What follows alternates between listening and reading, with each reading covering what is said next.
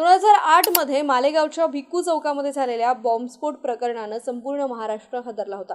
या प्रकरणाचा निकाल तब्बल 17 वर्षांनंतर आज मुंबईच्या विशेष NIAच्या न्यायालयानं जाहीर केला। साध्वी प्रज्ञा सिंह ठाकूर यांच्यासह 7 सर्व आरोपींना पुराव्याअभावी आता निर्दोष मुक्तता देण्यात आली आहे। राष्ट्रीय तपास यंत्रणेने या आरोपींना मृत्यूदंडाची शिक्षा देण्याची मागणी केली होती, परंतु न्यायाधीश AK लाहोटी यांनी निकाल देताना सर्व आरोपींना निर्दोष मुक्त ठरवले आहे।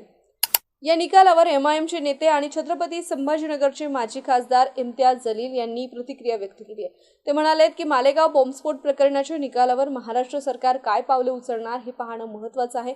जर सरकारने कोणताही निर्णय घेतला नाही तर ज्या प्रकारे मुंबई रेल्वे बॉम्बस्फोट प्रकरण पुनरावलोकनासाठी पाठवलं गेलं त्याचप्रमाणे मालेगाव प्रकरणही सुप्रीम कोर्टाकडे पाठवण्याचे आदेश महाराष्ट्र सरकारला द्यावेत।